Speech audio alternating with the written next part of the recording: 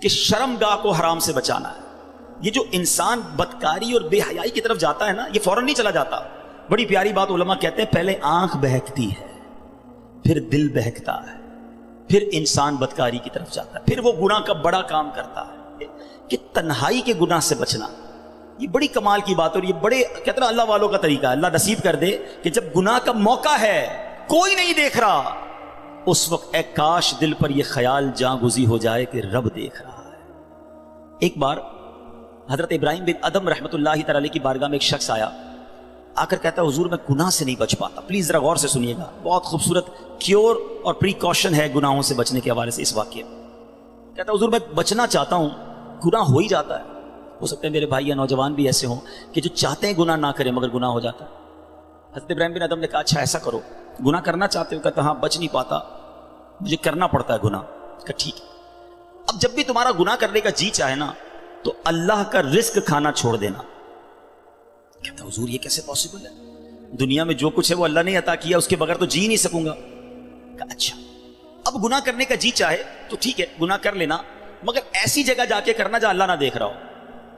تو کہتا حضور east west north south every where جدھر بھی جاؤں گا اللہ تو دیکھ رہا ہے نا، وہ اللہ کی کائنات ہے.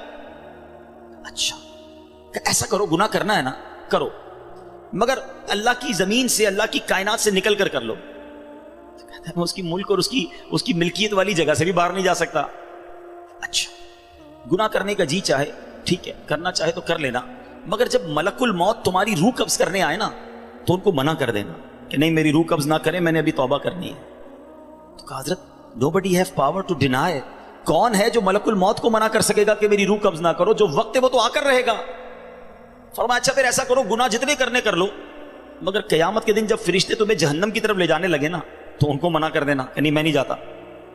کہا حضرت یہ کس کے پاس پاور ہے؟ وہ تو گھسیٹتے ہوئے جہنم میں لے جائیں گے، وہاں تو جو حکم ہو گیا اس پر عمل ہوگا. اب حضرت ابراہیم بن ادم نے پہلے کہتے ہیں نا مقدمہ، ایک آپ کہتے ہیں نا پہلے جزیات جمع کیے، باقاعدہ اس کا مائنڈ سیٹ بنایا، اب اسے خوبصورت سمری بیان کی. فرماتے بیٹا ایک بات سنو، تم اللہ کا رزق کھانا چھوڑ نہیں سکتے، اللہ کے ملک سے باہر جا نہیں سکتے، مرنے سے پہلے ملک الموت آئے تو ان کو منع نہیں کر سکتے، جہنم کے فرشتے تمہیں عذاب کے لیے لے جائیں تو ان کو بھی روک نہیں سکتے. جب یہ سارے کام نہیں کر سکتے تو پھر ایک کام کر لو، گناہ کرنا ہی چھوڑ دو. پھر وہ بندہ زارو کتار رونے لگا اور کہتا ہے حضرت میں وعدہ کرتا ہوں آج کے بعد گناہ نہیں کروں گا. اے میرے بھائیوں میرے نوجوانوں، میں بہت اچھی طرح جانتا ہوں، میں آپ کی لائف گزار چکا ہوں، میں بھی اسٹوڈنٹ رہا ہوں. یہ لائف بڑی ڈیفیکلٹ ہے، شیطان اس میں بڑا حملہ کرتا ہے، نفس بڑا حملہ کرتا ہے، گناہوں کی طرف بہت کھینچتا ہے. مگر یہ ولیوں کا شیوا ہے کہ وہ جوانی میں عبادت کرے. اللہ کو بڑا پسند ہے وہ نوجوان. اللہ فرشتوں پر فخر فرماتا ہے کہ دیکھو میرا بندہ جوان ہے اور میری عبادت کر رہا ہے. مگر آج جوان کہتا ہے جوانی تو دیوانی ہے، مزے کرنے کے دن ہیں. مولوی صاحب بوڑھا ہونے کے بعد میں اللہ اللہ ہی کروں گا، 40-50 سال کے بعد میں مسجد میں بھی چلا جاؤں گا، میں داڑھی بھی رکھ لوں گا، ابھی تو انجوائے کرنے دو. چلو آج آپ اور میں ایک ڈسکس کر لیتے ہیں. If you want to enjoy in this life، آپ چاہتے ہیں کہ ابھی مزے کرنے دیں، بعد میں نے توبہ کر لینی ہے، تو ایک چھوٹی سی ڈیبیٹ آپس میں کر لیتے ہیں. چلیں جناب، آپ میں سے کون ہے اتنے بڑے ہال میں جس کے پاس یہ گارنٹی ہے کہ وہ 50 سال کا ہونے تک زندہ رہے گا؟ Anybody have guarantee? Nobody has guarantee. 50 سال زندگی مجھے ملے گی، کوئی ہے؟ نہیں ہے. چلیں ایسا کوئی بھائی بیٹھا ہو جو بتائے جو 1 سال میں زندہ رہوں گا. Nobody has guarantee for live for 1 year. چلو 1 ہفتہ زندہ رہنے کی گارنٹی ہے، کل صبح تک زندہ رہنے کی گارنٹی ہے. سمجھدار لوگ ہیں، میری بات آپ فالو کر رہے ہیں. اٹ مینز آگاہ اپنی موت سے کوئی بشر نہیں، سامان 100 برس کا ہے، پل کی خبر نہیں. آپ کہتے ہیں میں بوڑھا ہو کے توبہ کر لوں گا. ارے آج دنیا سے میں جا سکتا ہوں اور آج چلا گیا تو اللہ کو کیا جواب دوں گا؟ حرام کرتے ہوئے، شراب پیتے ہوئے، بدکاریاں کرتے ہوئے، گرل فرینڈ اور بوائے فرینڈ بنا کر حرام باتیں کرتے ہوئے کدھر جاؤ گے؟ قبر میں کیا جواب دو گے؟ دیکھیں یہ دنیا تھوڑی ہے، میں نے آپ کو جنت کا ریوارڈ بتایا ہے، وہاں نہ ختم ہونے والی نعمتیں ہیں. دنیا کی ایکسپائری ڈیٹ ہے، we have to go from this world. ہم سب نے دنیا سے جانا ہے، مگر جنت میں جو چلا گیا اسے موت نہیں آنی ہے. ہم فیہا خالدون، قرآن کا وعدہ ہے کہ ہمیشہ ہمیشہ جنت میں رہیں گے. تو کیوں نہ میں اس ریوارڈ کی تیاری کروں؟ یہاں نفس کہے گا تھوڑی دوستی کر لے، نفس کہے گا تھوڑی بری چیزیں دیکھ لے، انٹرنیٹ پر نئی فلم آئی ہے، فلاں جگہ کانسرٹ ہو رہا ہے، ارے سارے دوست نشہ کر رہے ہیں، تو بھی تھوڑے سے سپ لگا لے. آج اپنے آپ کو روکنا ہے، مجھے دنیا کی گندی شراب نہیں پینی، مجھے جنت کی پاکیزہ شراب پینی ہے. مجھے دنیا کی بے حیائی نہیں کرنی، گندی عورتوں اور لڑکیوں کی طرف نہیں جانا ہے۔ میری بہنیں اگر سن رہی ہیں وہ نیت کریں کہ ہم پردہ کریں گے، ہم بوائے فرینڈ کی طرف نہیں جائیں گے، انشاءاللہ ہم جنت کی نعمتیں حاصل کریں گے، جنت کا گھر حاصل کریں گے۔ یہ تھوڑی سی زندگی صبر سے گزار لو، تھوڑی سی زندگی توبہ کر لو۔ آج تھوڑی دیر ہال فل ہو گیا ہے، مجھے بھی پسینہ آ رہا ہے، آپ کو بھی گرمی لگ رہی ہوگی، مگر مجھے بتائیے قیامت کے دن گرمی کیسی ہوگی؟ جب 50,000 سال کا دن ہوگا، سورج 1.25 میل پر ہوگا، زمین تانبے کی ہوگی، دیر از نو شیڈو، اللہ کے عرش کے سوا پوری قیامت کے دن کوئی سایہ نہ ہوگا۔ سبحان اللہ، نبی پاک فرماتے ہیں جس دن اللہ کے عرش کے سوا کوئی سایہ نہ ہوگا، چند خوش نصیب ایسے ہوں گے جنہیں اللہ کے عرش کا سایہ نصیب کیا جائے گا۔ ان 7 قسم کے لوگوں میں ایک قسم وہ ہے کہ وہ نوجوان جس کی جوانی عبادت میں گزری، قیامت کے دن اللہ کے عرش کا سایہ نصیب ہوگا۔ پلیز اپنی جوانی کو بچا لو۔ ایک بزرگ تھے، 100 سال عمر ہو گئی، ان کی آنکھیں بھی صحیح، ان کے دانت بھی صحیح، ان کی سماعت بھی صحیح، ایوری تھنگ پرفیکٹ، جوان۔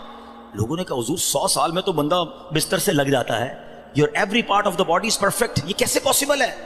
کمال کا جواب دیا، کہتے ہیں میں نے جوانی میں اپنے in part of the body کو اللہ کی نافرمانی میں صرف نہیں کیا، بڑھاپے میں اللہ تعالیٰ نے میرے نازا کو سلامت کر رکھا ہے۔ آپ اچھا بڑھاپا گزارنا چاہتے ہیں نا تو پاکیزہ جوانی گزاریے، خدا را اپنے آپ کو بچائیے۔ اپنی شرمگاہ کی حفاظت کیسے ہوگی؟ جب آپ حرام دیکھنا بند کریں گے۔ سرما لگاتے ہوں گے آپ، ٹھیک ہے، سرما لگاتے وقت ہاتھ کانپتا ہے کہ یار تھوڑا سا احتیاط سے لگانا ہے، کہیں آنکھ میں سلائی نہ لگ جائے۔ اتنی نازک ہے میری اور آپ کی آنکھیں۔ موٹر سائیکل پر تو جاتے ہیں، کبھی کبھی کچرا آنکھ میں آ جائے، لال ہو جاتی، سرخ ہو جاتی آنکھ۔ ٹرائی ٹو انڈرسٹینڈ، اتنی نازک آنکھیں ہیں، اور ان آنکھوں کو جو حرام سے فل کر رہا ہے، روزانہ انٹرنیٹ پر نہ جانے کیا کیا دیکھ رہا ہے۔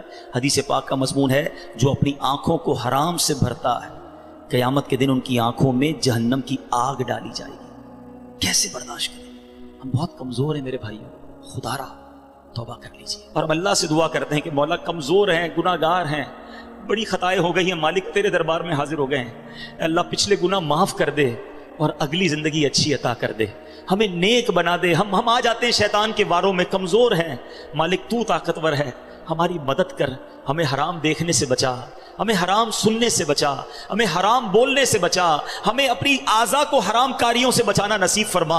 اور جن خوش نصیبوں کو نبی پاک نے جنت کی گارنٹی دی ہے، اے اللہ ان خوش نصیبوں میں ہمیں بھی شامل فرما لے۔ یہ بدکاری کتنا برا گناہ ہے، یہ جو لوگ حرام کاری کی طرف جاتے ہیں تھوڑی سی انجوائمنٹ کے لیے، ایسے پروگرامز میں جانا جو آپ کا دل اس طرف لے جائیں حرام کاری کی طرف، ہمیں پہلے پریکاشن کرنی ہوگی کہ تاکہ ہم اس طرف نہ جائیں اور اپنے آپ کو بچا لیں۔ تو آج میرا میسج یہی ہے، آج میرا پیغام یہی ہے کہ خدا را اپنی زبان کی حفاظت کریں، اپنی آنکھوں کی حفاظت کریں، اپنی پاکیزگی کی حفاظت کریں، نہ جائیں حرام کاریوں کی طرف۔ اب اس میں بہت بڑا پرابلم پتہ ہے کیا ہے؟ یہ باتیں سن کر ہو سکتا ہے، I'm not sure کہ سب کا ذہن بن رہا ہو، مگر ایسے سعادت مند بھی ہوں گے جن کا یہ ذہن بن رہا ہوگا کہ یہ ٹھیک بات کر رہے ہیں، مجھے اکیلے قبر میں جانا ہے اور اپنی کرنی کا جواب اکیلے ہی دینا ہے۔ اب اگر مجھے اپنی قبر روشن کرنی ہے تو مجھے ان گناہوں سے بچنا ہوگا۔ یاد رکھو، جس طرح فیوچر برائٹ کے بارے میں سوچتے ہو نا کہ برائٹ فیوچر ہو جائے، کبھی برائٹ گریو کے بارے میں سوچا میری قبر بھی برائٹ ہو جائے؟ کیونکہ قبر 2 طرح کی ہوگی، there are only 2 types of graves۔ رسول اللہ صلی اللہ علیہ وسلم فرماتے ہیں قبر 2 طرح کی ہوتی ہے، حدیث پاک کا مضمون ہے، یا تو جنت کا باغ یا دوزخ کا گھڑا۔ Now it's up to you which type of grave you like to live۔ کتنے سال قیامت تک کے لیے اس قبر میں رہو گے اور کیسے رہو گے؟ جہنم کے گھڑے میں، سانپ اور بچھوؤں میں، یا جنت کے باغ میں؟ یہ آپ نے ڈیسائیڈ کرنا ہے۔ اب پرابلم کیا ہے کہ اس طرح کی سپیچز، اس طرح کے پروگرامز دل پر اثر کرتے ہیں، مگر جب یہاں سے فارغ ہوں گے تو وہی دوست ہیں، وہی گیدرنگ ہے، یار چھوڑو یار مولوی صاحب تو ڈرانے والی باتیں کر رہے تھے، پھر چلتے انجوائے کرتے ہیں۔ اب بندہ کہ یار میں ذرا نماز پڑھنے جا رہا ہوں، ارے کیا مولوی ہو گیا ہے، بار بار نماز پڑھ رہا ہے۔ ایسے دوست جو ہے نا وہ ہمیں نیک نہیں بننے دیں گے۔ اگر آپ کا یہ ذہن بن گیا ہے کہ میں نے نیک بننا ہے، اللہ کو راضی کر کے جنت میں جانا ہے، آپ پڑھائی کے لیے کیا کرتے ہیں؟ کیا آپ نے اگر اچھے مارکس لینے ہیں تو ان ڈل دوستوں کے ساتھ بیٹھتے ہیں جو پڑھتے نہیں ہیں، یا آپ ان لوگوں کو ڈھونڈتے ہیں جو پڑھاکو ہوتے ہیں، جن کے پاس نوٹس بنے ہوئے ہوتے ہیں کہ یار ان کے ساتھ بیٹھوں گا تو اچھی سبق کی تیاری ہو جائے گی، یہ اچھے اسٹوڈنٹ سے میں بھی اچھا بن جاؤں گا۔ دنیا میں جب آپ کو یہ پتا ہے کہ اچھوں کی صحبت اچھا بناتی ہے، تو اگر آخرت کی تیاری کرنی ہے نا میرے بھائیوں، میرے اسلامی بھائیوں، تو آپ کو نیکوں کی صحبت اختیار کرنی ہے۔ وہ دوست کس کام کے جو نماز پڑھنے پر میرا مذاق ہو رہا ہے، مجھے تو وہ دوست چاہیے کہ میں نماز کے لیے نہ جاؤں تو مجھے یاد دلائے کہ بھائی چل دونوں بھائی نماز پڑھتے ہیں، جنت میں جانا ہے۔ خدا را ایسی کمپنی ڈھونڈو اس کمپنی سے اپنے آپ کو بچائیے، اچھے کی صحبت تجھے اچھا بنا